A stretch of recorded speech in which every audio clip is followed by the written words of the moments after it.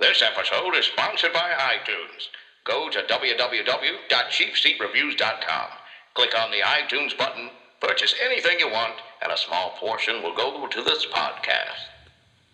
When I was a kid, I used to spend summers on my uncle's farm.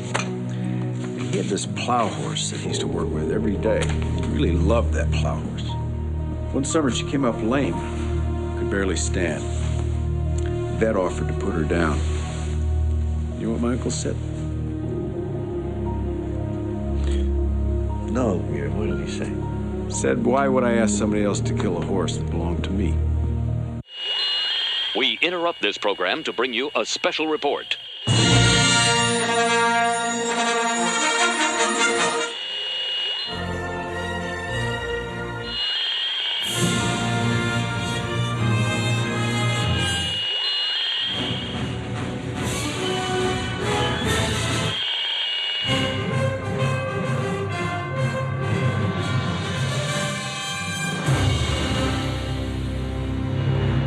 This is Cheapseat Reviews.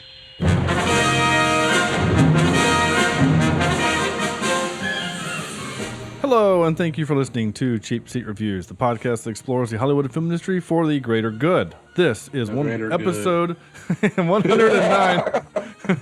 This awesome callback. Wow, this is episode 109, and today we're talking about Spy Game. This was requested by listener Andrew, I think. Wait a second, it's not Spy Hard? No, not Spy Hard, which is a Leslie Nielsen movie and hilarious. And Spy Harder. Spy Kids. And Spy Harder? No, I don't think they made another. Spy Kids! That's got Antonio Banderas in it, right? Oh, no. I watched I Spy. I Spy. That was actually that's actually a pretty good little buddy cop movie with your Owen Wilson and your other guy that's in Corny's favorite movie. Crap, what's his name? Eddie Murphy. Wait. Oh. You guys got any more? Because I can. Spies Like Us. I don't think I saw that one. Well, I'll what about Melissa McCarthy's Spy? I thought that's what we were supposed to watch. How about ESPN? No. I was watching that earlier. We are watching, but we did Spy Game, 2001's Spy Game. I am Shawn Allred, and joining me tonight is Andrew, uses puke juice to get out of teaching, Jimison. That's actually a tactic I use on a daily basis. Mr. Jimison, we're gonna come in and do a review of you. Oh, hold on, let me just drink this little vial. Blah! Oh, sorry, I can't today. Cornelius, dinner out is a go. Logan. You know what? I think every night I need to have a special black op. Yeah, because black. I don't get it. I'm black. Oh, okay. Black op. See, I'm. Since when? Anyway.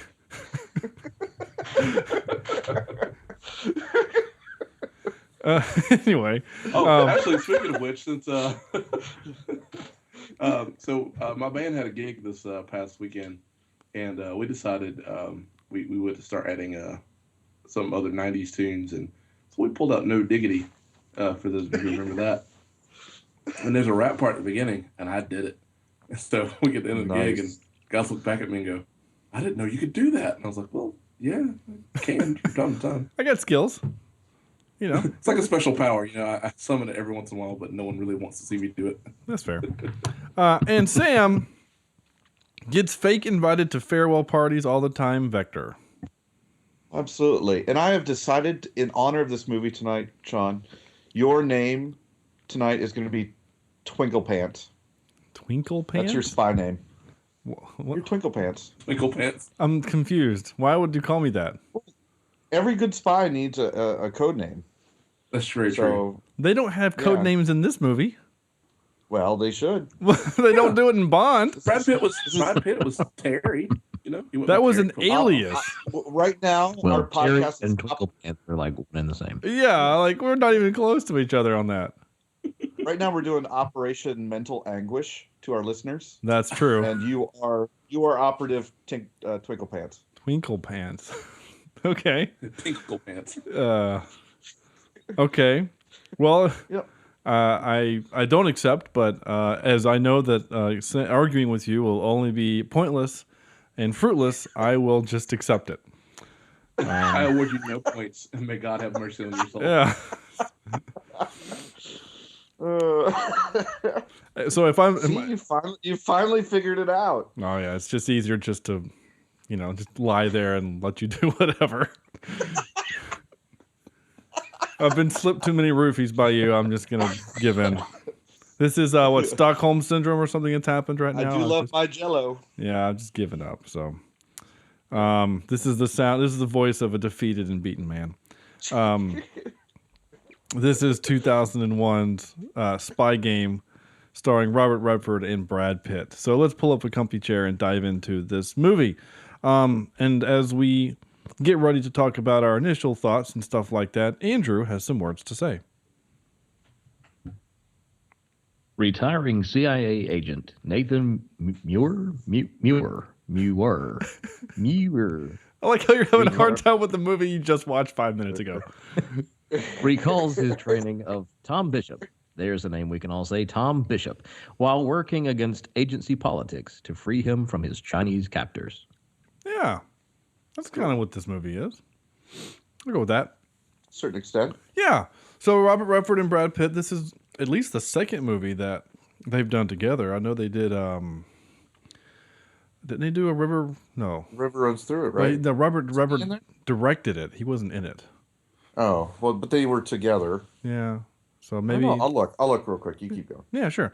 I like both of these actors, and they are both fine actors, and I like both of them in this movie. But that's skipping ahead a little bit. So Andrew, who here had seen this movie before today?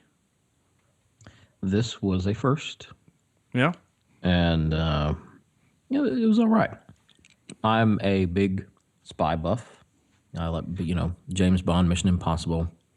I just enjoy a good spy film. This one was okay for my taste. I didn't really like how the story was told, as far as the kind of the recalling of the story. And several movies do that, and I feel like it works in some movies. For me, it didn't work in this one. Okay. Well, that's fine. Corny? I as I just kind of finished the movie, I gotta be honest with you, I love this movie. I did have an explosion, so that immediately puts it up towards my upper numbers. So I it made me think about Bourne movies and a little bit of leverage here and there. So I was actually pretty happy with how it went down. Maybe in another viewing it might go down, but initial viewing, initial thoughts, I'm actually pretty happy with this movie. Okay. Sam? Oh, you caught me mid-yawn. Sorry, dude. Sorry about that. That's all right, Twinkle Pants. We'll start calling you mid-yawn. Mid-yawn. Okay, that's fine. Because you put people to sleep. This was my first time seeing this movie. I thought I'd seen it before, but there's so many spy-named movies like we were making fun of earlier. I might have mistook another one for it. I love Robert Redford and Brad Pitt together. I swear they could be father-son. They have the exact same look that kind of makes them look like that. And I think they kind of fed off that in this movie a little bit. I thought it was well acted. I believe that Brad Pitt, all his motivations and all his actions had a soul to it, and also Robert Redford trying to manipulate and matriculate the world of. Do I need to bleep that out? Oh, I don't think so. I almost said IRS, the CIA. Yeah. One of those three-lettered ones. I had a few problems with the movie. Sometimes the pace was a little slow. I didn't. What was it, Andrew, that mentioned the flashback? I had a hard time believing that Brad Pitt was in Vietnam, and then was 40 years older in the action shots in China. That didn't quite seem right to me. It just didn't feel quite. The age didn't. They didn't do well aging them or de-aging them. I liked the relationship between the two. I enjoyed the mentor-mentee, and the reasons why Brad Pitt kind of bucks up against him are you can understand that fact. Brad Pitt's character is basically not as cold and calculated as Rob Red there. So I liked it. It was okay. That's not going to set the world on fire. Maybe a prison in China, but not the world. And I don't know. Maybe with talking about it a little bit tonight, we can eke out some more of these details. How about you, Twinkle Pants? I really kind of enjoyed this movie. I was actually going to make a counterpoint to one of your gripes, Sam, in that you said that they did a bad job of aging Brad Pitt 40 years. It's not 40 years. It's barely 30 years. Yes. So they say he's a youngin', so he's what, 18? He's 18 or 19 in 70? 5. Yeah, 75 is when the war ended. So like, even if it's 75, 74 as the war is ending, which is kind of when it was, right? Uh-huh. So then 25 years later, I can buy the fact that he would be in his 40s. That's how old he was when he made the movie. No. He didn't look 18. I like how you just say no. No. You're wrong. I'm not, there's but no way around it. This is the Sam I miss. Yeah, this is the one that we're all kind of used to. I'm not going to use logic. I'm just going to say no. Yeah. Just keep pounding home my truth. Your truth, your version of the truth. Let's make sure we say that. No, I like the movie. I like spycraft movies. Yes. I like these types of movies. And this might be sacrilege. I don't care. I like these types of movies. I'm not saying I like this movie. I like these types of movies way more than I like Bond. Okay? Because Bond is all about two things. It's him beating people up and using cool gadgets. He's never using... Yeah, but I'm saying... And those are cool, right? There's a place for that. Right. Yeah. And it's about him having sex with women and beating people up, right? But there's no spycraft, right? There's no cleverness. There's no... It's just... Right. These movies, it's about being clever to survive. It's about Robert Redford on his last day before he's forced out into retirement, fooling a room full of CIA people, higher ups, and he does it all. He's able to route a rescue mission in less than 24 hours by just being clever and being smarter than everyone else in the room and doing a couple of psych level, picking things up, what sideshow, like things like that, like picking up clues and stuff. That stuff I really liked in the movie. I thought it was really clever, and I like those types of movies. Bourne is kind of like that a little bit. I mean, it's obviously more action-y than anything else, but he's also clever, which is why I like him more than, say, Bond. It's because he has to outwit his adversaries more than just beat them up. Or just outsex them. Right, yeah. Right. That's what I try to do anyway. Yeah. Let me know how that works out for you. You're damn right. So far, not so well. Yeah. Usually gets slapped. Yeah. And that's another thing that I kind of like about the Jack Ryan series, especially with Harrison Ford, which we've done pretty much the entire Jack Ryan series. We might as well just go ahead and finish out with Sum of All Fears and... I was about to say, is it some we're missing? Clear and Present Danger. No, we did that. Yeah, Clear and Present Danger. Those are the last two that we're missing. Yeah. We might as well just go ahead and do it and have the whole series. But which shows kind of our mindset towards these movies. We like these movies. Yeah, I like those movies because you have to be clever. You have to outsmart your bad guys and stuff like that. Yeah. So I liked that kind of concept in this movie. It also it's a movie where there's no bad guy, right? It's not man. Well, yeah. Well, there's the people in the room. There's the douchey guy. There's the douchebags in the conference room. Douche McBad hair, but they're not bad guys. They're just bad dudes. You know what I'm saying? Bureaucrats is what they are. Well, yeah, right. And they're willing to do whatever it takes to save their own ass, as any good American bureaucrat would do. Though if you're USA. listening, CIA, we USA. love you. Yeah. USA. But yeah, I don't know. I mean, and I've had conversations with friends of ours, a friend of ours, who thinks that you don't always have to have a bad guy to make a good movie. You know, The Martian was an excellent movie, and there was no bad guy. But I also think that That's for the bad guy. Yeah. yeah. So, but in those types of movies, it takes really great writing and really interesting storytelling, and sometimes it's just more convenient to have a dude you have to fight. Is it bad though that I really wanted to see more of Brad Pitt's character in terms No, of doing spy stuff? I like that part of Yeah. this movie.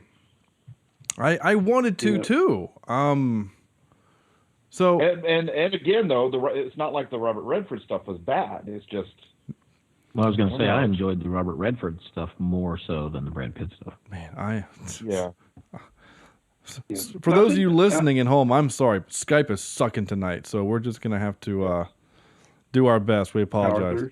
Yeah. No, you're right. And this is funny. And so this is a Tony Scott The film. CIA just came online, by the way. Yeah, they're monitoring us now. Now. Yeah. Can you boost our Skype signal there, CIA? If you're at least going to listen in, you should not run down our bandwidth. Come on. This is a Tony Scott movie. May he rest in peace. Yeah.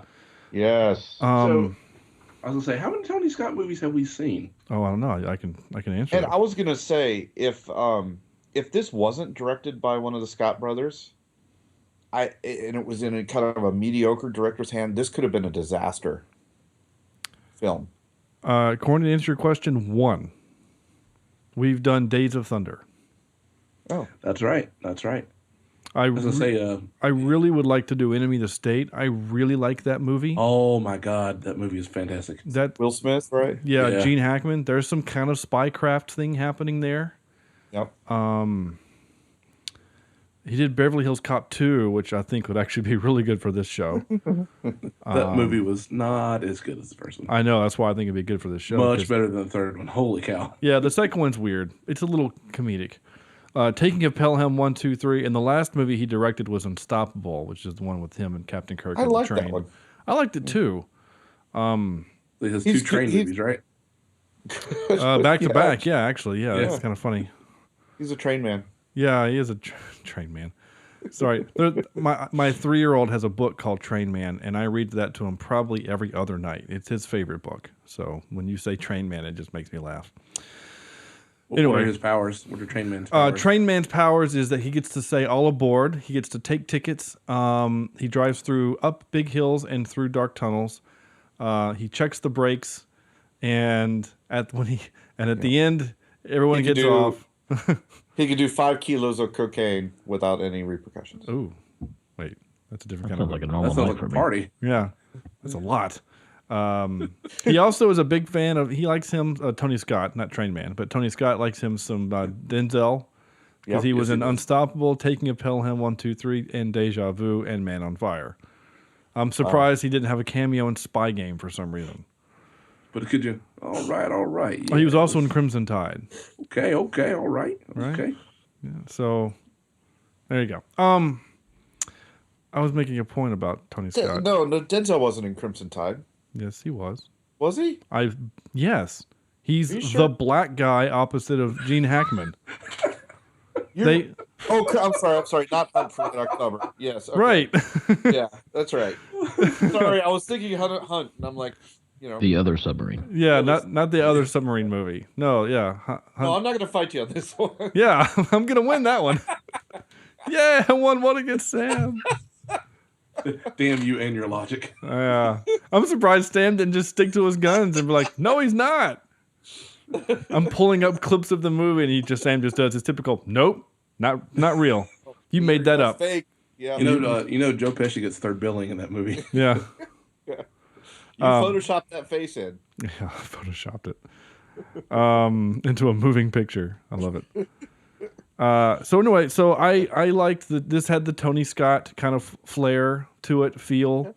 A lot of jump cuts. A lot of roving cameras. Yep. A lot of cameras circling buildings. Yeah. And helicopters. You know how we mentioned that Enemy of the State would be a good movie to watch.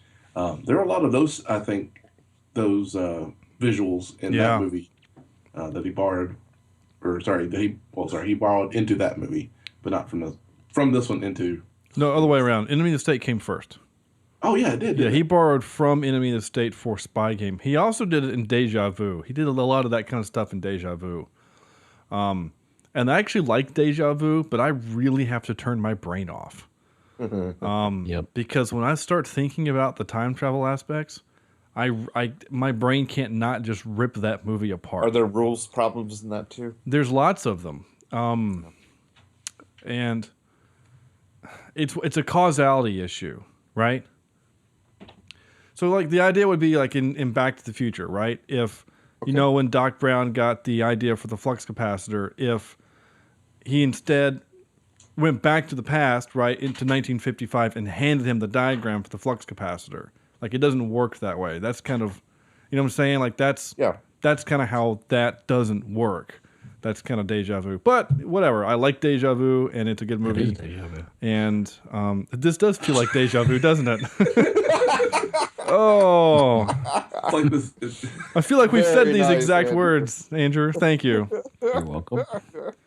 I'd like to take this opportunity, this moment, and explain to the listening audience that we've actually already had this conversation, and my computer decided to take a dump, so we're doing it again. Just one this week with that. Yeah, and this was the greatest 6 minutes of audio we have ever recorded, and it's lost forever. There was a unicorn involved. Yeah, that is not true. I will say this: I do want to do this. All right, we were talking about the first time.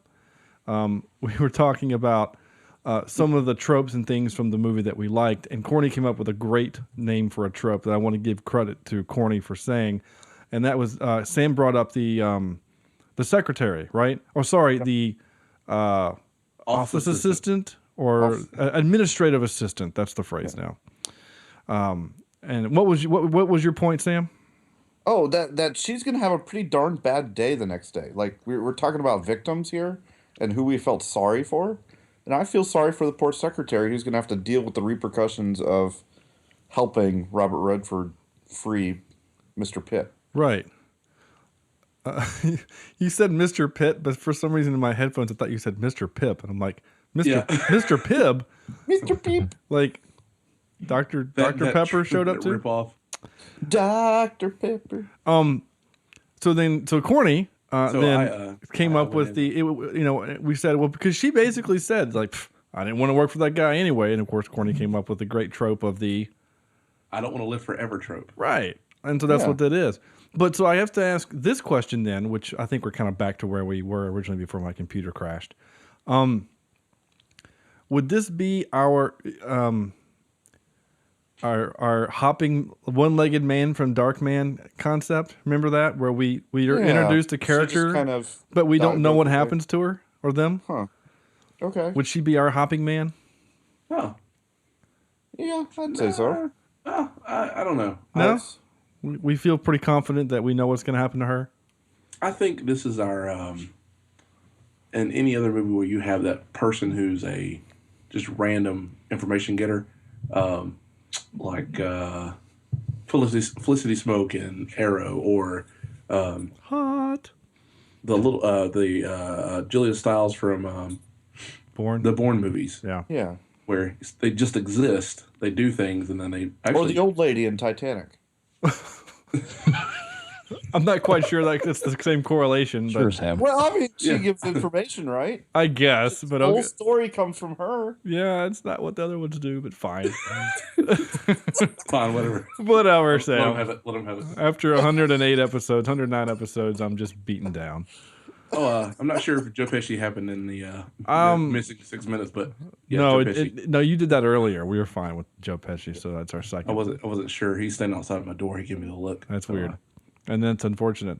So if Gladys isn't our hopping man, okay, because with Gladys we're given two options, right? She either goes and works for that guy and nothing happens, or she is forced to leave the CIA. In which case, she can put on her resume, worked for the CIA, right? Mm-hmm. So, can she? Yeah. I mean, I guess she can, right? I mean, like, how do you say, Worked for a covert agency. Nope, can't put that. I mean, but you could probably put like if you go knock on the door of the FBI. I'm like, hey, I used to work for the CIA. What do you want to know? McDonald's. Oh, jeez. Either way. Yeah. So the only other hopping man I can think of would be the guy who he took the ID from. Yeah, actually. Like I kind of feel bad for him. Like, is he going to get in trouble because he lost his ID? Yeah, you better believe he was going to get in trouble. Yeah. I was kind of. He's sitting at debriefing. So what happened? All right, man. See, I was at my desk.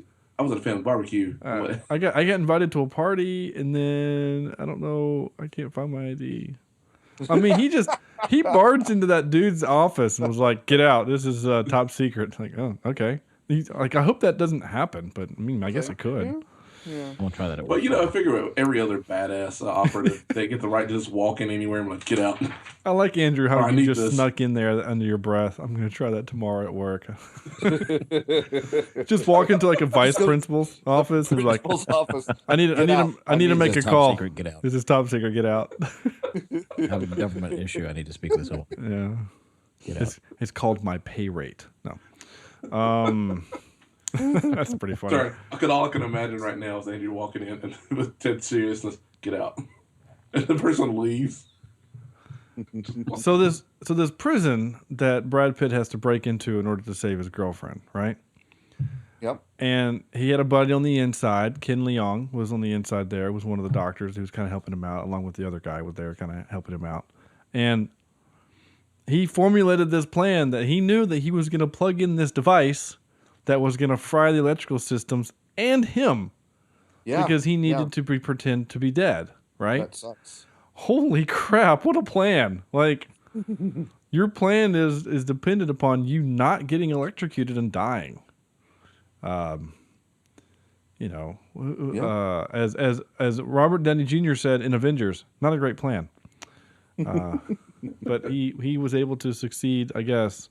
My note was simply, electrocutes himself to kill power, he's got balls. Or he had balls. Or not anymore, he fried them off. And then, so that takes me to my first clip. Clippy. When did Noah build the ark, Gladys? Before the rain. Before the rain. Yeah. Didn't get that at all, I'll be honest with you. What do you mean? You didn't get it? Within the context, I don't know if I just weren't paying attention. Yeah, you were probably. Was something happening? Well, the concept of what this was happening is that, right, he's got these documents that he's not sure whether or not he needs to keep. And so he gives them to Gladys in case she needs to destroy them. And she says there's something going on, and that's when he says the quote, basically saying, I'm going to protect myself before the shit hits the fan, so to speak. Does that make sense? Mm-hmm. I'm going to take these steps to ensure that I'm okay and that my guy is okay before things go down. Okay, that's fine, but there could have been a better analogy for that. Well, I mean, come on, dude. You and I make fun of Remember the Titans all the time for Boone saying all these weird things that didn't make sense. Your guy throws a brick. You before, man. I've heard it from half of my family. The guy throws a brick through his window. I will not dance if I don't hear music. I will not scratch if I don't have an itch. I will not be intimidated. That doesn't make any sense, Coach. By the way, that does not translate well to band kids and getting them to do the things you need them to do. No, you can't make them run at 3 a.m. to Gettysburg and have them have a bonding moment. That doesn't work. You can do. I didn't run. Andrew, you just go up to one of them and just smack them and say strong side and see if they get it. Absolutely. Or while they're doing, what is pain? French bread. What? That's what they do, right? Bread. That is not that. I tell them it's time to make the chimmy effing chungas. What is? Do a Deadpool reference. What is it? Maximum effort. Yeah, you should make them scream that before they do everything. They go into the field. Maximum effort. And they all run. I guarantee there's going to be at least one band this next season that I hear does that. I like that idea a lot, actually. And chimichangas. Sorry. So here's another one of my random weird thoughts that go into my head as I'm watching this movie. So there's a scene right where they're in the meeting and they're talking about another man's life, right? And what they're gonna do with him, and they have lunch catered. And I'm just sitting here, and for whatever reason, all I can think of is like that our tax dollars are paying for these guys to have pasta salad and sandwiches, while this man could possibly be killed in China.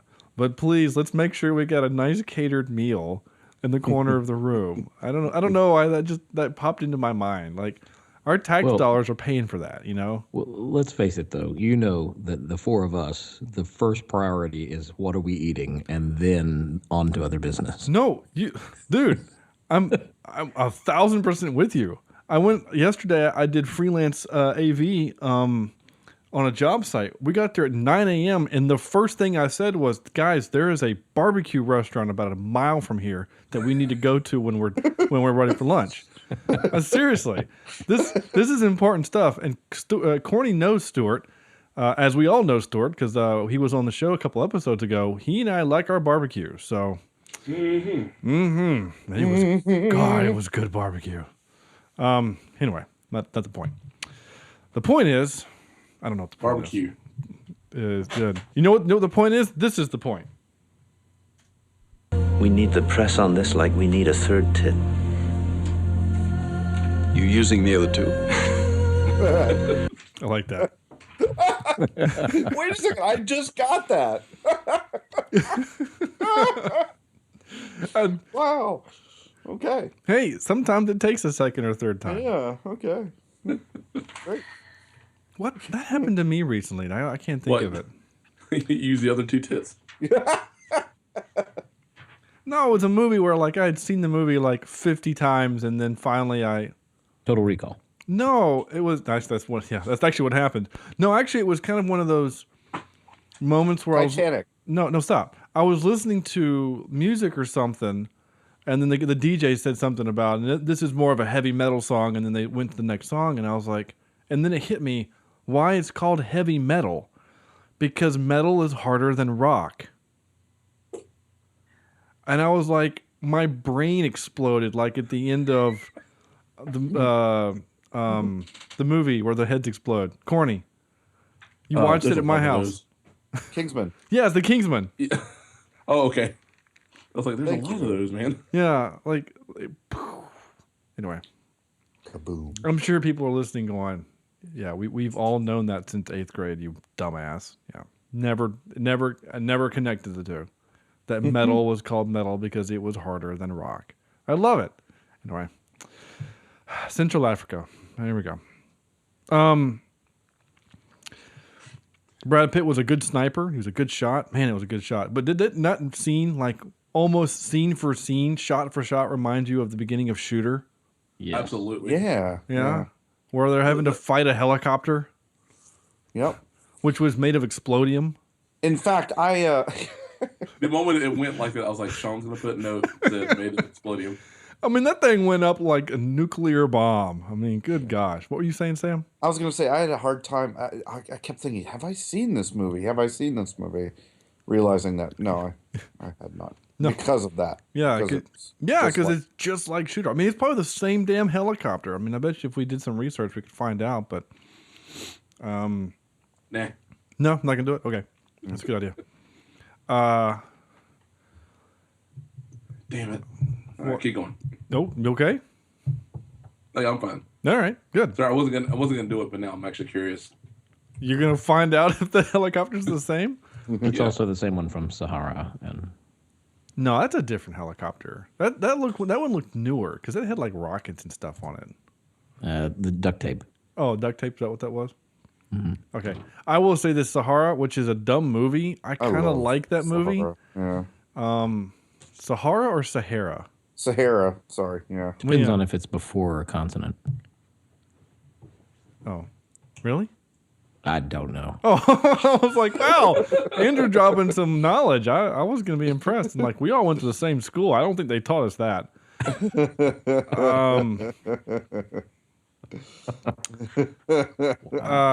Anyway, no. So real quick on Sahara, whatever. Steve Zahn is hilarious, and I want him to be in more action type movies like this, like Sahara, whatever. Or losing an eyeball. Yeah, or ripping out his own eyeball, like in that Wild Wild 6. West. Yeah, the Ridiculous 6 movie we watched. But there's this great line when they're getting attacked by the helicopter, right? And they find the old battleship in the middle of the desert, and he goes on the roof to open the hatch, and he comes back in, and McConaughey's like, "What took you so long?" Steve Zahn looks at him and goes, "I stopped for coffee." And he's like, "Did you get me one?" "Yeah, I got you one, and I got you a receipt." And it's just this, the back and forth is funny in that movie. I like it. It's a dumb movie, but whatever. The book is great, by the way. I do enjoy the book. Is it based on a book? Oh yeah, it's a Clive Cussler book. Oh, that's kind of neat. I did not know that. He's got a whole series of Dirk Pitt books, which is, what's his name? All right. Yeah, guy. McConaughey. Yeah, McConaughey. That's cool. It kind of makes me want to read them. Yeah. But not right now. I have too many other books I'm supposed to be reading, like Daredevil season 2 on Netflix. It is. It's the best book I've ever seen. It's got the moving pictures in it. There was also a moment in this movie that reminded me when he is being chased by the East German cops, right? Which, by the way, those cops were terrible. Oh, they're just drunk people driving. We got to leave them alone. Wait. I mean, I know you're let the drunk drivers go. Sure. Yeah, I know you're trying to look for spies and things, but there's still 2 drunk dudes there. Anyway, that reminded me a lot of Man from U.N.C.L.E. I don't know if you guys have seen that, the new one, Man from U.N.C.L.E. The whole opening movie is an American trying to get a agent out of East Germany, and what's his name from the Social Network? Armie Hammer is trying to stop him. Armie Hammer. It's kind of a cool name. It is. Like Twinkle Pants. Yeah, just like Twinkle Pants. Nope. Yeah, not at all. I was going to try to find a way to tie this into Twinkle Pants, but I don't think I can, so I'm just going to play the clip. No, yeah. Don't ever risk your life or your career He's for an asset. twinkling the keys. Comes down to you or them, send flowers. There you go. Awesome. Comes down to it, 10 flowers. Yeah, that whole thing with him leaving the German guy. That was harsh. Yeah. Speaking of harsh, Robert Redford's comments about that whole thing. I was like, damn, that's cold as ice. I mean, and that's the way it has to be, right? I mean, I guess I can start treating my high school students like that, but I don't think you can. College students. Speaking challenge of accepted. Well, I don't think it was a challenge, but I heard challenge. Barney, at no point did anyone challenge you. There was a funny one like that when they're like, at no point did I remotely challenge you. I want to see it, but I didn't challenge you. Did you guys, any of y'all seen Bridge of Spies? No. I'm going to, though. Yeah, yes, I rented it 2 weeks ago, 3 weeks ago. Sarah and I did too, and we both really liked it, and we get why that guy won the Oscar for Best Supporting Actor. He was so good in it. The little quip they had on the Oscars didn't give it, how can you say, didn't give it justice. Well, not even for that guy. He has one line. Yeah. He says, "We're waiting for another man." Mm-hmm. I'll wait. And that was it. Like, well, yeah. There were so many other better moments, but I guess because the movie's called Bridge of Spies, they wanted to make sure that they did a shot of them on the bridge, yeah, which is only in the last minute and a half of the movie. Yeah. Whatever. I really enjoyed that movie, though. It was really good. But that was also kind of the same kind of spycraft kind of concept, right? Just uber paranoia that we had back then. Just, man. I mean, we live kind of in a crazy world now. But I think, I don't know. I'm not going to say our era now is better. We just have better technology and whatever. But that was a scary era, too. I guess we're always living in scary eras. We're just scared of different things. Scary era.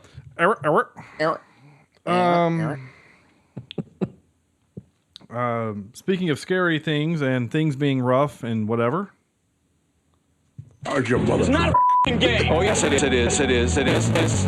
It's exactly what it is. This book can't gave you that this is a whole other game. And it's serious and it's dangerous. And it's not one you want to lose. Yeah. Right. It's a spy game. Yeah, I know. I'm glad he didn't say it because that would have been real dumb. Yeah, I was very happy that didn't happen. I did like the fact that that little diner that they had on the roof of that Fujifilm building with the table, that fortunately the prop guy put a third chair so he could throw it off the building. You know what I'm saying? Like, Nathan would have set up that scene, right? All right, hey, CIA guys, come here. We're going to meet on the roof. I want a table and a chair for him so we can have a chat on this building where everyone can see us so that the helicopter can spin around and get cool shots, right? How many chairs do you want? Well, it's just the two of us, but Brad Pitt might get really mad, so let's bring a third so he can throw it off. I mean, Sam, Never mind the people on the floor.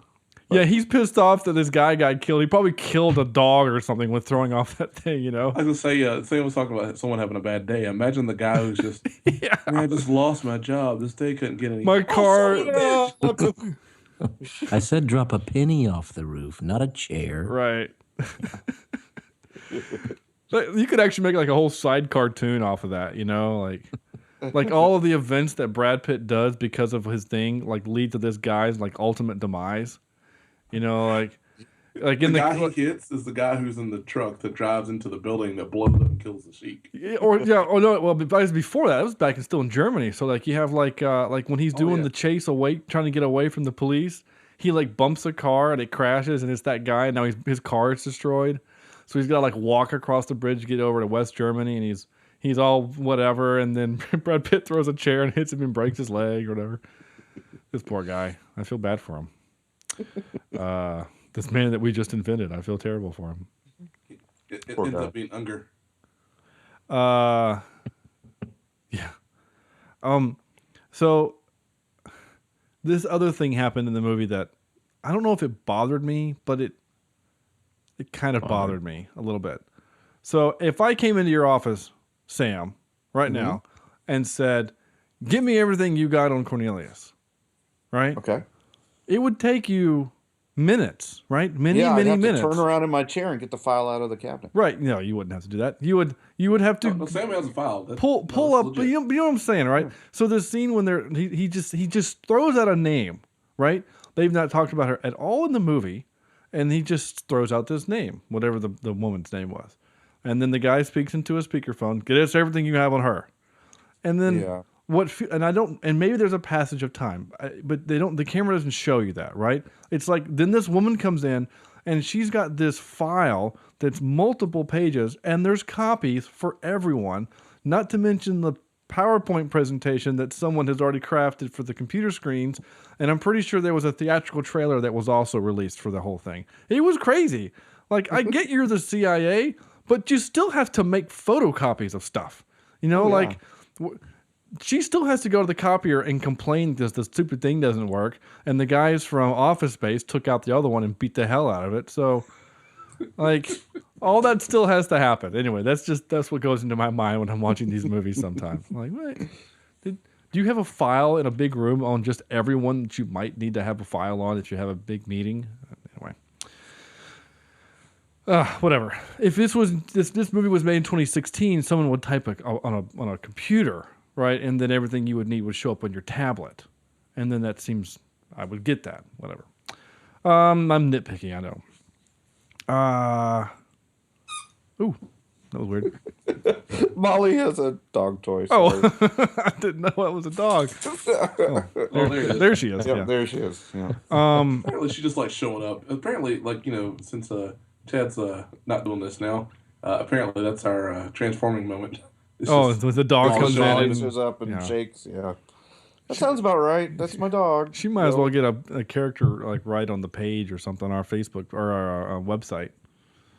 Because I mean, she's in about as many episodes as Andrew's been so far. So I mean, actually probably more. Should be told. Yeah, she's my equal. That's doggone funny. It's scary. So Plan B was to have. So let me get this straight. Plan A was to sneak this doctor in and put a poison on the bad guy's chest, and only he dies. Plan B was to let these guys basically go on a suicide mission and blow up a city block. But Plan B sounds awful. Yeah. I don't think I'd want Plan B. What I don't get is if you're willing to do Plan B. But maybe. What? No, I'm just kidding. That was an awful plan. Oh. But what if you're willing to do Plan B, why couldn't make that Plan C, why couldn't Plan B have been a sniper on the roof across the street? Yeah. Well, because they needed it to look like it wasn't an assassination attempt. A guy drove a truck into the building with a bomb full of, bombs. A lot, yeah. You know what I'm saying? Like, there was no way that wasn't that. It was just a faulty airbag in a Ford. Yeah, that one guy at Ford decided to pack it full of C4 and Simtex instead of an airbag. Yeah. Actually, that truck was also made of explodium too. Hey, Jim, where's the that little package of C4 and Simtex? Shit. Yeah. And why do we have it at a Ford manufacturing company? That doesn't matter. Okay. Anyway, it just seems strange, but I put it in the Astro. Okay. Ford Astro. I was trying to think. The Ford Astro came to mind. Sorry. Continue. Oh, okay. Thanks. Explorer, Expedition, the Ford Explosion, I guess, would be the latest version. Did Skype just quit on us again, or are we still good? Oh, I'm still here. Okay. Still here? Yeah. I'm still here. I'm still standing. I love it. He punks all those younger and smarter dudes with his retirement package bit. That was hilarious. And we heard this. Did we hear this? No. Wait. I'm confused. It doesn't matter. I'm going to play the clip. I can't remember. Commander Wiley, sir! Package received. What's about it? We're on for tonight. Roger, sir. Understand. Operation Dinner Out is a go. Confirmed. Correct. Dinner on is a go. That's right. Corny, you were listening to that like right before we started. That's why I was confused. Like, wait a minute. So I liked that clip for many reasons. One, there's a guy yelling into a phone. There's a military guy yelling into a phone. I like that. It might as well have been the sergeant from The Frighteners, you know. Two, I do not like you. Right? I don't have that handy. Sorry. Two, it's a classic kind of trope where if you have text on a screen, it has to make noise. That's text on the screen. Why it has to make that noise, I don't know. They did it in Hunt for Red October. And for some reason, I'm more okay with it in a 1989 movie than I am a 2001 movie. Right? Or when was Hunt for October? It was 89, right? It was in the 80s. Because, the Soviet Union was still a thing. So 88? Yeah. 1990. 90. Okay, so 1990. Still, I'm okay with that, but for some reason 2001 that just seems like a sin. But I love the concept that he's in the room with the men that he's duping, and he calls the op a go while they're in there, and they have no idea because he's more clever than everyone in the room, including the director of the CIA. I just loved it. I really thought it was great. I liked that scene. But the only other real kind of issue I have with the movie is that first of all, he uses a typewriter to create an order. Are we still using typewriters in 2001? Yeah, you don't? No, I don't. He might be one of those people that's like, I don't know technology. I don't understand it. I'm not going to use it. Right. Maybe. Yeah, there's a lot of people like that. And maybe orders like that are in fact written on typewriters so that they can't be hacked or something. I don't know if that was a concept in 2001. I don't know. True. We just did get past the whole Y2K thing, so. Yeah, we were still kind of freaked out about that. And when this movie was released, we were before 9/11. I mean, we were months before 9/11, so I don't know what that means, but it means something. But so he creates a fake order, and the order is for them to invade China, right? They invade China with helicopters, right? And they shoot prison guards and kill them so they can rescue these two Americans. Yep. And China is going to be just okay with that? Like, you know what I'm saying? Like, something tells me they'd be a little upset. Yeah. And now, of course, the American government never claimed that he was an American citizen or even, he wasn't an agent, right? Because that's what they had. They had 24 hours before we had to claim him. So they did that. So the U.S. can come to shake their hand and go, hey, wait. Well done. You've captured a spy. You not us. He wouldn't know. We don't know who did it. Some helicopters flew in and took care of him. We don't know who. Saying so. But I kind of feel like China's going to be pissed. Yeah, I feel bad for the guards. I do too. They're just doing their job. Yeah. At this prison that keeps losing electricity at a breath's notice. All you got to do is just plug in your iPhone and the freaking building just almost kills you. That's pretty much true now. That's actually kind of true for the building that I work in. That's it. I'm going to play a couple of tropes I wrote. The prison break trope. Chopper made of explodium. We had a... crap, where is it?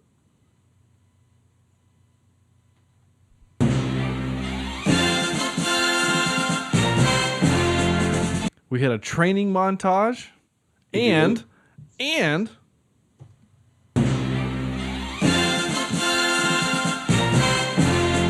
we had a spy montage. We had 2 montages. It was good. Double your fun. Hey, it was our own montage of Hall. That's right. No? Okay.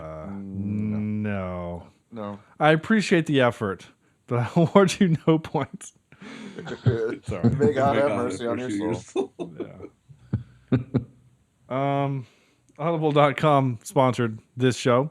You can go to audible.com, audibletrial.com/cheapseat reviews, and you can get a free audiobook and a 30-day free trial. And you can go download the Clive Cussler. Muir. No, Muir. not Nathan. Muir. Clive Cussler. Muir. Sahara. Narf. Wait, Narf. Isn't that the name of the hammer in Thor? That's Meow Meow. Muir. That's what she called it in the movie, so I always call it Meow Meow. It took me probably the 3rd viewing to catch that she actually said Meow Meow. Yeah. Meow Meow? What's Meow Meow? Yeah. I mean, she even said it in the second movie. She's like, hey, look, Meow Meow, or something like that. Yeah. Mjolnir is what it's actually. Mjolnir. Oh, okay. There's a lot of J's and weird other letters in there, but. Trivia. Tony Scott asked for more money to film the rooftop scene in Berlin in order to rent a helicopter for an aerial scene. But the producers refused, so Scott believed that the scene was so important, he rented the helicopter with his own money. How cheap are the producers? You can't give me $5,000 to rent a helicopter pilot in a helicopter? Well, Deadpool calls them asshats. Right. So, in the scene where Nathan enters his office after the CIA employees rummage through it, we can see director Tony Scott's faded red hat on the right next to the door. Tony Scott dedicated this film in memory of his mother. His brother Ridley Scott did the same thing with Black Hawk Down. And nobody was confused. What do you mean? Well, I mean, I was trying to figure out, was that the secretary that just died? Or no, that was his mother. Yeah. Maybe, yeah. The average shot length of the movie, right? So your shot, average shots were 2.7 seconds long. Jeez. It's just That's quick. It's a quick cut movie. Meanwhile, The Revenant is like 3 minutes long for each shot. Yeah. Yeah. You can almost not bear it. Oh, there. You redeemed yourself, sir. When the film was previewed in the summer of 2001, Brad Pitt said that it dealt with the blowback from unsuccessful CIA operations and suggested that it might mean America had been the world's leading power for too long. However, after the 9/11 attacks, Pitt was quoted as saying the movie indicated that the CIA ops were needed now more than ever. So, there you go. Our recasting game. This is what I came up with, because I actually thought about this for a little bit. I want, as the Nathan character, I want Kevin Costner. Okay. Now, we already seen him do that same thing in Jack Ryan movie. Okay, so maybe that's a little bit of typecasting. But I like old Kevin Costner now as being clever and can outwit people. I like that version of him. I thought, and plus I still, he's in a new movie and I still kind of can't really see him as an action guy. Whereas like if it was Liam Neeson, I would expect him to beat people up, you know? Yeah. So I can kind of see like a Kevin Costner in that role. And then as the Brad Pitt character, I put Bradley Cooper. Yeah, I could see that. Okay. Yeah, I could. Kind of a smart ass, kind of little whatever. You can kind of see him falling for the girl. Yeah. So those are the guys I came up with. If you guys Speaking of, as Elizabeth Hadley character, it could be any other attractive female. Yeah, I mean, gosh, you just insert attractive. Yeah. Emily Blunt. There you go. Yeah. Because she has a British accent, and so did that woman. So you can keep the same kind of backstory. Okay. You okay? I was looking at the pictures of the cast. Oh, no. Did you see the picture of Larry Brigman, Troy Folger? No. I want it. Larry Brigman. Yeah. He's like fifth down. Oh. That's the look of the shark just. I was sad and defeated man. The shark just touched him in the foot. He's getting ready to get eaten. Yeah. Where's junk? Oh, that's right. He was in Die Hard with a Vengeance. He was the boss. I like him in that movie. Yeah, he looks like something touched his foot in the ocean. Dude, because he's literally swimming in the ocean in this picture, folks. Yeah. I know you can't. Well, you go to the website, check it out. Or if you're driving, don't do that. That's funny. That's actually really great. I do know David Hemmings, who played Harry Duncan. Mm-hmm. Yeah, he looks like that guy staring in the window right now. Nice. That's but creep everyone out listening to the show. That's funny. He was the dude from Gladiator, right? I think so, yes. The guy who was the voice guy. Oh yeah, wow, he died in 2003. That's sad. Yeah, he was in Gladiator, yeah. Are you not entertained? He had a great Ken Leong, he would probably be he's our X-Men connection, certainly. Mm-hmm. In that terrible X-Men movie. Oh, I like it. Wait. He's our Lost connection, too. He's going to be in the... He's going to be... Wait. That's right. He was in The Force Awakens. I forgot about that. I don't know why I saw this. He was in... he was in a TV series called 0 Hour for a handful of episodes, which made me think of the movie Rush Hour, which made me think of the new TV show Rush Hour that they're making. Oh, dear. Have you seen that, Corny? Who's in that one? Who are the... Give me a second, I'll tell you. Why is this happening? Rush Hour. Here it is. John Fu. Yeah, John Fu is Lee. That sounds like a made-up name. Yeah, and Justin Hires is Detective James Carter. Neither of them I've never heard of. Yeah, let's see. There's some good things in that, I guess. He's in a movie called Ken Jeong Made Me Do It. He was in... I feel like that's a t-shirt I need. I don't know. Anyway, the funny part, though, Corny, and those listening, if you've seen Rush Hour, Chris Tucker is a tall man. He's like 6'3". And Jackie Chan is like 5'6", right? 5'7". Yeah. In this show, John Fu is like 6'1", and the black guy is like Kevin Hart size. It's actually kind of funny. The John Fu dude, he's done a oh my gosh, he's done a bunch of. He did Tekken, the movie Tekken, Universal Soldier 2. That's what I've got a special set of skills. No. Nice. Sean Connery.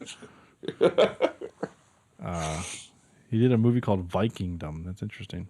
Anyway, that's happening. So sorry if that makes you sad or happy. I'm actually kind of interested to see what it looks like. It's gonna be poo. It might be, but I mean, there's a lot of other poo on TV right now. Soundtrack great. I gave this a 90s actiony. I guess I'll be an HDS. What is HDS?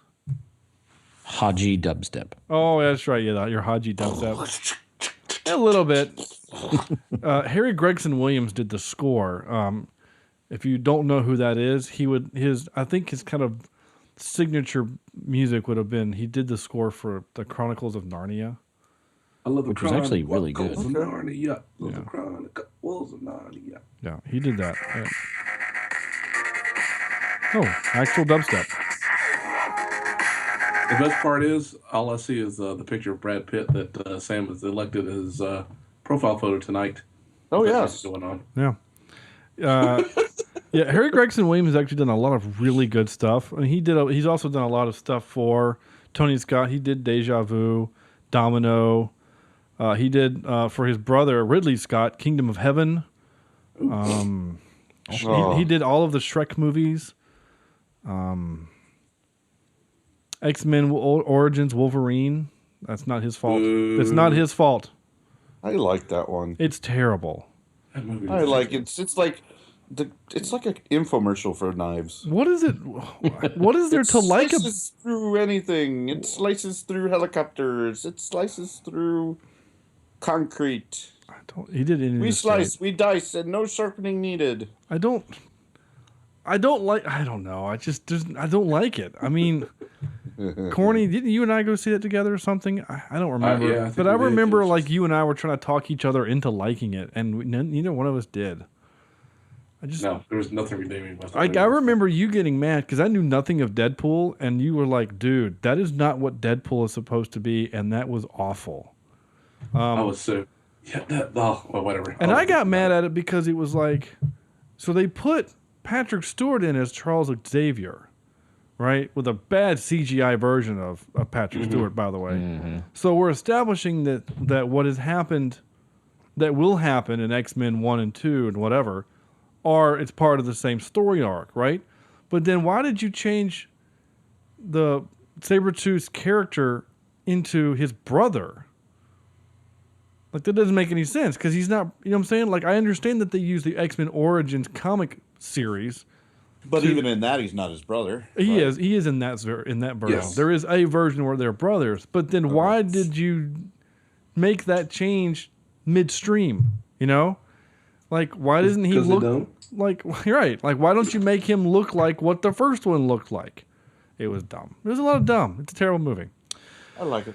You shouldn't. You should hate yourself. No. I like the next Wolverine one even more. Yeah, that's actually less bad, but it's still not good.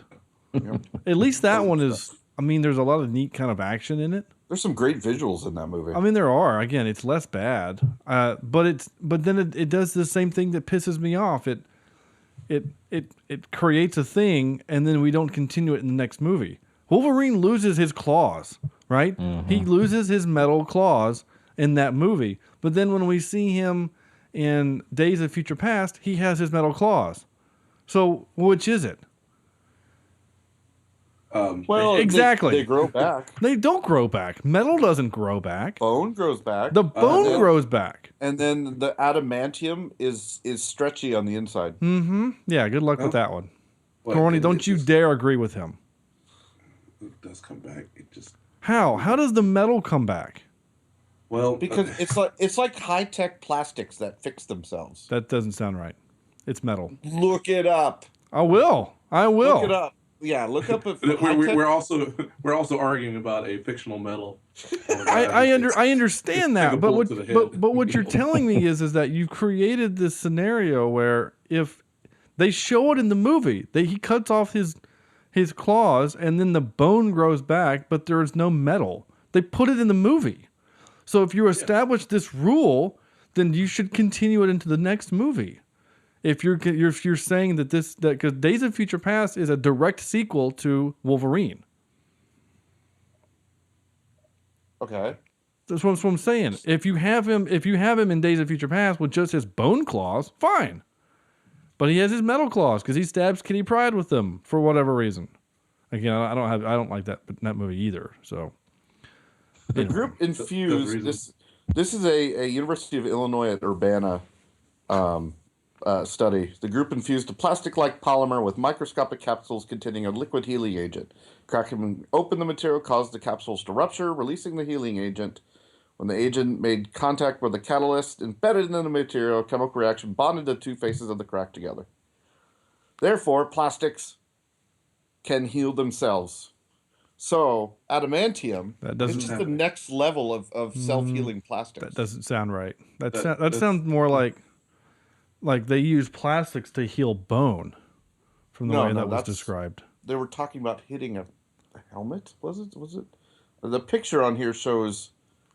Good God! I know. Like, again, the picture on it shows a guy smashing a guitar. Whatever. So I was mistaken. It does come back, but it does not regenerate itself. Apocalypse has it rebonded to a skeleton. Okay. Yeah, cool. Okay. Then show us that or something. That's all I'm saying. Oh no! I mean the Fox is never gonna. If you're gonna, and I understand that, but.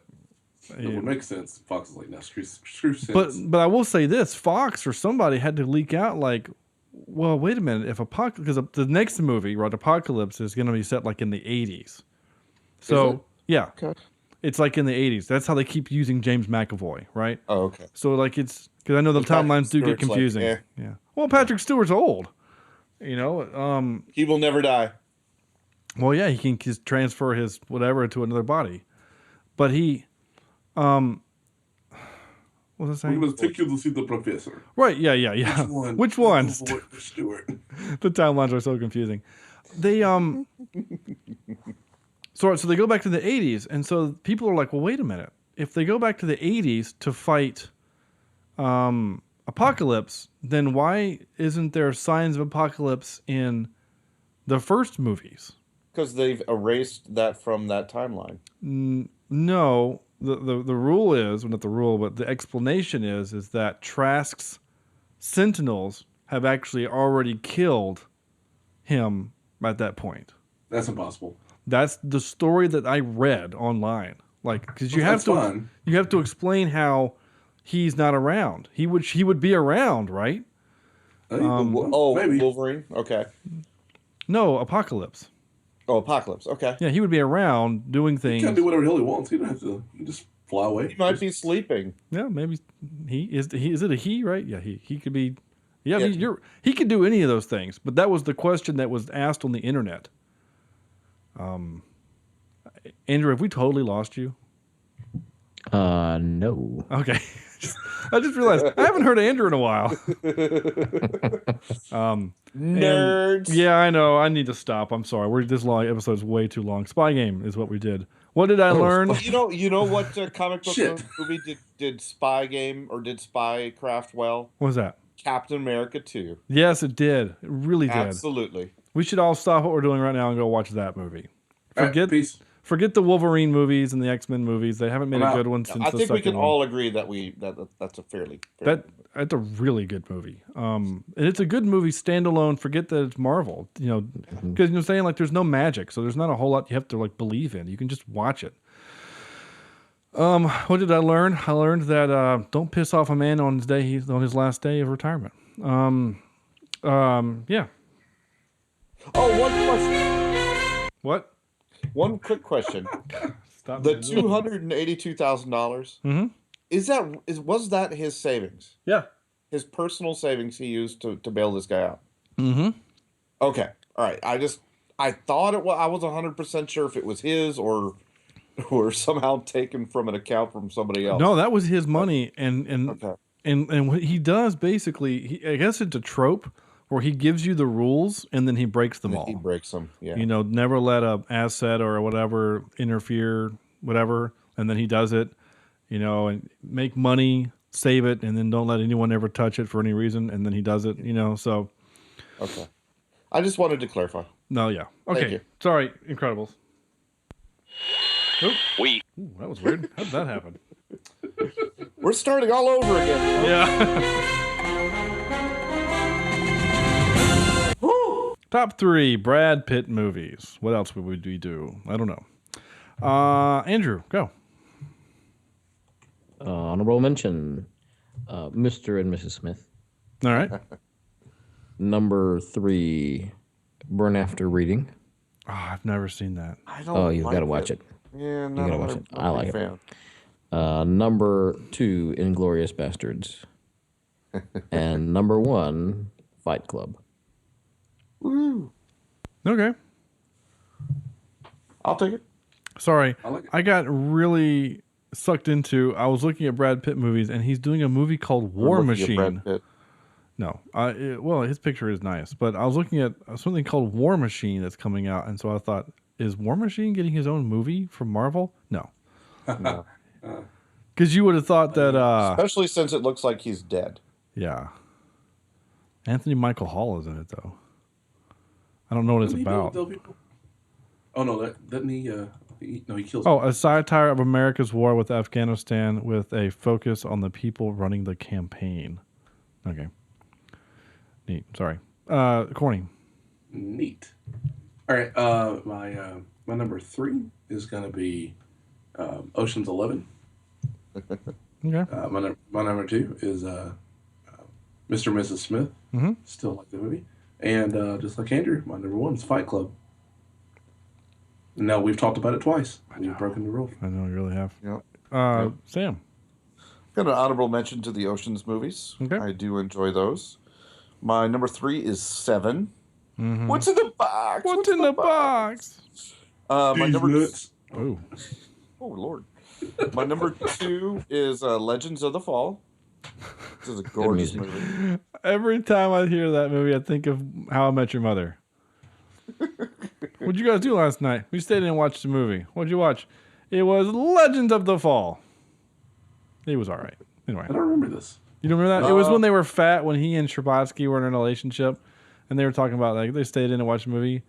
It was Legends, wait for it, of the Fall. Legends of the Fall. It was all right. Anyway, sorry. And I'm going to continue the trend and have Fight Club at number 1. Well, I'm going to buck that trend. No, you're not. You're going to have a clean sweep. I've never seen Fight Club. Dude! Because the actual hell. Right, because the last I know how it ends because someone told me.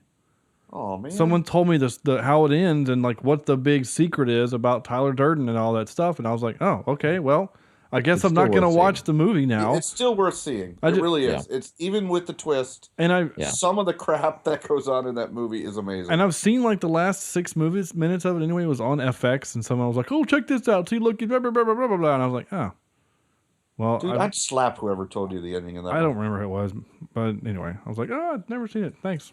Dang it, Andrew. It wasn't Andrew. Okay. Not Andrew Jemison, but the other Andrew, but it wasn't him either. So my honorable mention would be, of course, the Ocean's 11 or the Ocean's trilogy. I think he's funny, and he eats all the time. My number 3 is Moneyball. I really like Moneyball. Did you? It was okay. I like baseball movies. I just don't like watching baseball. So Moneyball is really good. What's wrong with you? What? Yeah, you're right. Weird. What do you mean I'm weird? Corny, you don't like baseball either. Nothing. I'm actually okay with baseball. There's nothing American about you, boy. Whatever. Did you just call me boy? The hell you call me? Wait a minute. Okay. Twinkle pants I'm okay with. You're not going to call me boy. We're going to have issues. Who's your elder, huh? You are older than me. That does not mean that you are my elder. I do not have to look up to you, though you are taller than me. Well, no, reasons now. I still have your Xbox and your Guardians of the Galaxy poster, which may go up in flame at any moment. My number 2 I put as 7, and my number 1 was Mr. and Mrs. Smith, because I think that movie is hilarious. I love it. There you go. Cool. Asshole. We have an email tonight, and I just need to get to it. Okay. Here it is. This is from Anonymous, even though, unfortunately for this person, their name is in the email that they sent me, so I know exactly who it is. But they asked to be renamed to be Anonymous. Though the picture that their avatar on Gmail is quite cute. Anyway. Stop flirting. I'm not. It's not of that person. It's of her children. Oh, okay. Or his. Hey guys, I am an occasional listener of your show. I mostly just overhear my husband. Okay, so it's a woman. I mostly we just. don't know, but hey, well, we live in a progressive society. Not in North Carolina, we don't. Anyway, Apparently not. I mostly Sam just called you boy, so I'm pretty sure that's yeah. Well, let's be fair here. Which one of us here has offended somebody else? I mostly just overhear my husband listening to it. I can't read. Why is the font so damn small in this? I mostly just overhear my husband listening to it and laughing hysterically and at times uncontrollably. Oh, goodness. Out of sheer morbid curiosity, I pursed through your website and decided that you haven't reviewed enough horror films or rom-coms. Listen, God. we just did one, okay? Rom-com, but it kind of wasn't really a rom-com. But we thought it was. So that counts, damn it. So I am requesting that you review Final Girl and Mrs. Pettigrew Lives for a Day. I told my husband that I would suffer through The Force Awakens with him if you review one of these movies. No, wait a minute. It's not suffering if you go through The Force Awakens was a great movie. And I may even listen to your show a little more often. Sincerely, Anonymous. Thank you for your email, Anonymous.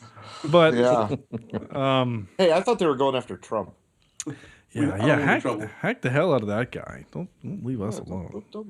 What is Mrs. Pettigrew Lives for a Day? What the hell is that? I don't know. That's a rom-com? I've never even heard of that. It has a good score on IMDb. Well, decent. Miss Pettigrew Lives for a Day. All I have to type is Miss, and it's the fifth one that comes up. It's an hour and a half, PG-13. Guinevere Pettigrew, a middle-aged London governess, finds herself unfairly dismissed from her job. An attempt to gain new employment catapults her into glamorous world and dizzying social whirl of an American actress and singer. My God. Please let us do this one. Really? Yes. Amy Adams is in it? It has Amy Adams. Amy Adams. I'm okay with that. Why do you want to see this so bad? I'm a little scared. Because Amy Adams is awesome. Frances McDermott. I feel like this is going to be a great movie. I don't think so. And what was the other one that she wanted us to do? Nymphomaniac? No, Final Girl. Final Girl. Is that like Gone Girl, the sequel? Final Girl 2015. Oh, Abigail Breslin. Wes Bentley, Logan Huffman. So a bunch of. Oh, what is that? I feel like I've gone to college with most of those people. A man teaches a young woman how to become a complete weapon. Later, she is approached by a group of sadistic teens who kill blonde women for unknown reasons. The hunting season begins. Oh, wait, guys. Wait. I'd like to point out something that's pretty important here. Okay. I'm guessing that's the rom-com. Yeah. All right. So if you look down, it gives a little rating of or a popularity thing. Miss Pettigrew is actually down by 590 points. Yeah. However, Final Girl is up by 2,500. Yeah.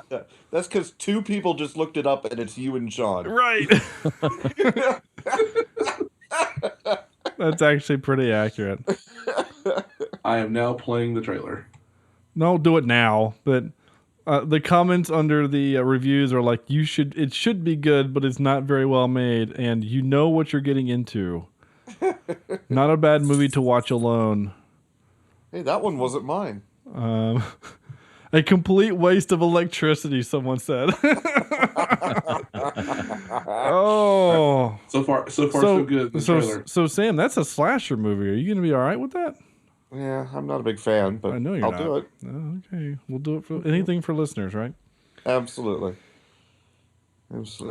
All right, it's time to wrap this show up because maybe Anonymous will watch that with her husband. Her husband. Oh, Finnegan! Finnegan's in this movie from Hunger Games. Oh, neat. Yeah. Cool. Well, good for him. Out of 10, Andrew. I'm so confused. What movie are we rating? Spy Game. Spy Game. Oh, girl. Well, let's see. Which X-Men? Let's see. Not X-Men. No, we talked about that more than we did. Yeah. Trying to find it. Okay. Yeah. IMDb gave it a 7. I don't like that at all. It wasn't terrible, but it wasn't something I'd plan on watching again. Maybe 5.2. All right. Okay. Corny. Again, I was very, very pleased with the film. I liked it a lot, and it actually kept my attention for a very long time. I'm going to go with 7.7. All right. Sam, sorry. I'm going to give it a good 6.3 helicopters in the way of a sniper shot out of 10. 6.3. All right. Yep. Okay. Yep. It's decent, but one and done for me. Right. Did we ever find out if the doctor died when the building went? Oh yeah, blew up? he did. He did. Okay. Well then, I'm going to give it. I liked it. I kind of did, and I'd watch it again. I mean, kind of on my own if I had nothing else to watch. But when is that ever? When is that ever a thing? Myself. Right. I'm going to give it a. What? No, probably not that. Well, I mean, maybe if like like a theater. Oh, okay, this is getting weird. I have to have my twinkle pants on. 7.4. Exploding Ford airbags. Sweet. There you go. That's it. That's our show. What are we doing next week? Well, thank you, folks. I'm going to tell Final you. Girl. No.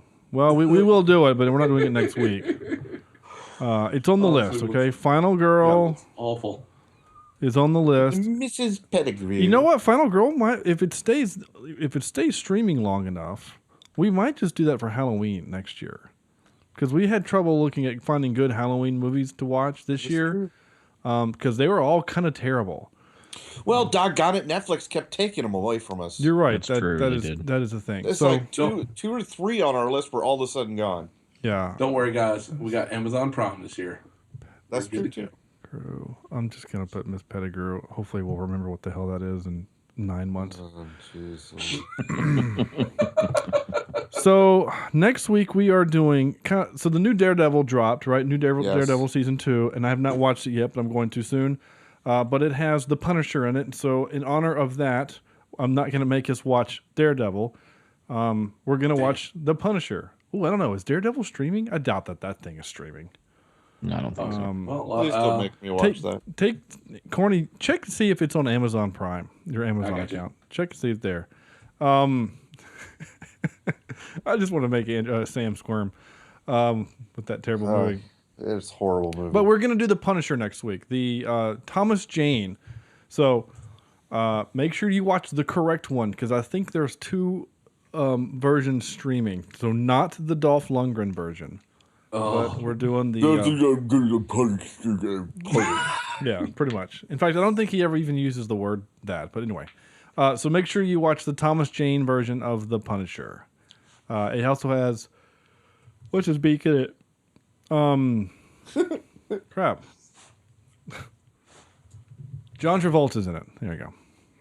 He's the bad guy. We also got some other good stuff coming up, so stay tuned for that. In the meantime, as always, you may send us requests, and we will be much obliged to do them. Albeit, even if we complain, we'll yeah, all even reluctantly, we will do it. So yeah, stay tuned for next week for the Punisher. That should Thank be you, fun. Anonymous, for your email, by the way. Yeah, and don't hack us, please. You may leave us a review on iTunes, Stitcher, and Google Play. Visit our website, cheapseatreviews.com, where you'll see former episodes and reviews and our not reviews, but and our like our ratings and stuff like that. If you're just really curious, there's our ratings and rankings and things. Like us on Facebook, facebook.com/cheapseatreviews. Follow us on Twitter @cheapseatcast. I am at Shawn J. Allred. Sam is at Sinichi16. Corny is at Johnny Darko16. And Andrew is at A. Jemison. You may, of course, call us and leave us a voicemail. That is real. I'm serious. You can do it. Just call your phone. Pick your phone up right now as you're listening to us and just call 704-271-4290. Or call 1-800-SHAWN. No, that won't get you anything. But yeah, 704-271-4290. Leave us a voicemail. We'll play it on air. Seriously, we'll do it. And of course, you may send us your emails to cheapseatreviews@gmail.com. That's going to do it for us and Spy Game. So on behalf of Andrew, Corny, Sam, Robert Redford, and Brad Pitt, this is Shawn saying thank you so much for listening. Good night, and, don't get caught up in spycraft.